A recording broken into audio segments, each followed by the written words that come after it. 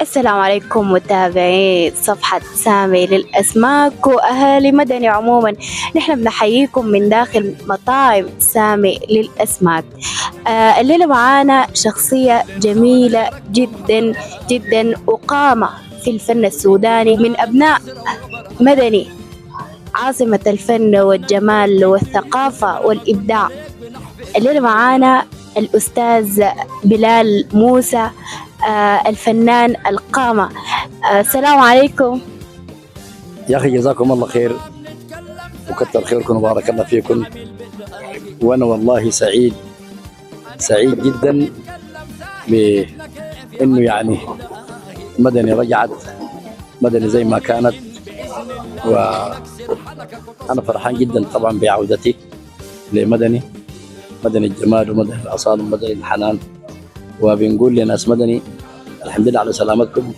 ربنا طبعا جمعنا ساعة خير بعد ما افترقنا يعني، فده يعني يمكن يكون يعني ربنا حبانا، عشان كده بلانا ونحن ان شاء الله نفتح صفحة جديدة مع انفسنا يعني ان شاء الله.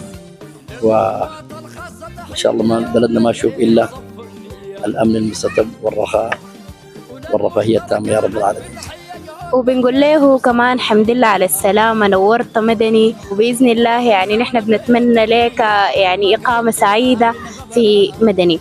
أستاذ بلال، عايزين نشوفك كتبت شنو وقلت شنو أثناء الحرب وفي فترة النزوح. إنك يعني سمعنا إنك طلعت زعلان، والناس طبعا كلها طلعت زعلانة ومقهورة من مدني ومن الحاجة اللي حصلت. والله يمكن يكون يعني زعلان، دي طبعا يعني الزعل دي يمكن يكون يعني عم العالم كله زعلان للسودان يعني. فأنا يمكن يكون يعني في بداية الكتابات اللي أنا كتبتها لما حسيت بأنه مثلا الإنسان السوداني عنده وطنية مكتملة يعني، ووحد نفسه وضمن نفسه مع الجيش. فأنا كنت سعيد جدا جدا لأنه حسيت بطعم الانتصار من ذلك اللحظة يعني. ما في أحسن من إنه مثلا المواطن يقول لك أنا خلف الجيش، معناتها إحنا كلنا إيه على العدو. فأنا كتبت فيها قلت حاجة بتقول جيش واحد شعب واحد ما بنرجع لو يفضل واحد. وده إصرارنا نحن كسودانيين يعني بقلبنا الحار وحاجاتنا نحن نعرفها في نفسنا. يا سلام. الله الواحد نحمي بلادنا الوطن الواحد، نكون على قلب رجل واحد ونبني اللي انهدم بالواحد. ويا غايدنا هو همنا واحد وجندك في الحدود متواحد. الشعب معاك في خندق واحد، أحمد وعازة وعبد الواحد.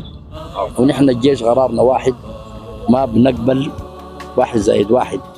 يوم نتلاقى قول يا واحد بنوريك ضرب الله الواحد. يا سلام عليك، يا سلام عليك. كتب كثير يعني اللي كتبت للجيش وكتبت للناس كله. في حاجة بتقول ده لما بعد تحرير مدني طبعا، وأنا كنت سعيد جدا ومبسوط جدا من الجيش، لأنه لولا مجهود الجيش طبعا نحن يمكن نكون ما رجعنا طبعا لمنازلنا يعني. فأنا بحيي ناس الجيش يعني في اللحظة بتاعت العناية. فقلت لهم بمجهودكم انتم معانا يعني فرح الجميع بالنصر للسودان وبجنودنا البواسل والغايد البرهان. ايوه ولجنودنا البواسل والغايد البرهان، جنودنا البواسل الشرف والابرار حارسين الوطن من العدو الغدار. عشان دي ارض جدودنا وابواتنا والاجيال، وكان مطلب ارضنا الموت حلال يا رجال. الله أكبر. وجيناك يا عميد يا الخاين الغدار وملاك الأجانب الجبن والكفار. ناس عايزين أرضنا بالحسنة أو بالنار، وحقنا ما بنسيبه، وحقك غنيمة حلال. ويا السودان رجالك يحميهم الغخار. أبشر يا وطن عدوك خلاص انهار، حالفين بغصب لازم نرد الدار، وده فعلا كان عشمنا ودخلنا مدني نهار. الله أكبر الله أكبر. طيب يا أستاذ بلال، إحساسك شنو أول مرة تجي داخل فيها مدني بعد التحرير وبعد البلاء الجاهة والوباء؟ يعني كان إحساس الله يديك. دي برضه كمان كتبت فيها حاجة ظريفه جدا يعني.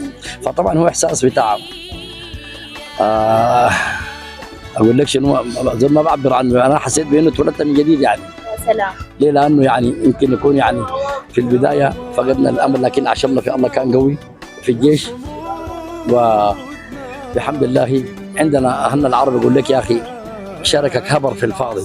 هبر ده معناته ما قبض حاجه، فقلت لهم قولوا للخونه شارككم هبره، وجوهكم نالت حسره وغبره، نحن الجيش تكتيك وخبره، ما قلنا ليك بنحفر بالابره. الله اكبر. ونحن ما بنتكلم ساهي، لقيتنا كيف عميل بالله، ده امن يجن باذن الله، نكسر حنكك وتصبح عبره. وللقوات الخاصه تحيه، جوق بالليل وصفوا النيه، ضبحوا الخونه بكميه والماء كلوا الكلاب ان غبره، ويا غايدنا وراك رجال فرسانا بياكلوا النار، كباش وياسر ومالك عقار وجيش مناوي رابط وصبره. الله اكبر. الله اكبر. الله اكبر. الله اكبر. بكل الاحساس يعني. الله اكبر. بكله بفضل وجهود القوات المسلحة السودانية. الحمد لله السودان كده شبه صفة، ونحن بنتمنى انه السودان يكون كامل مكمل محرر. انت بتقول شنو؟ والله الحمد لله انا في الان الليله يعني قاعد في الحته دي، ممكن اكون قعدت فيها قبل الحرب باسبوعين، والله اسبوع. فانا سعيد جدا جدا. واخونا مالك قبل شويه قال لي يا بلال في اثناء الحرب انا جيت داخل المحل ولقيته ناشف والشجر ناسف، فقال لي قعدت في الوقت دي وبكيت يعني. الحته طبعا لانه ده ما محل مفروض يعني يحارب او مثلا الناس يعني الحاجات الجميله دي يعني تحذف منه او حاجه من يعني مساله بتلم الناس الرفاهيه والاسعاد.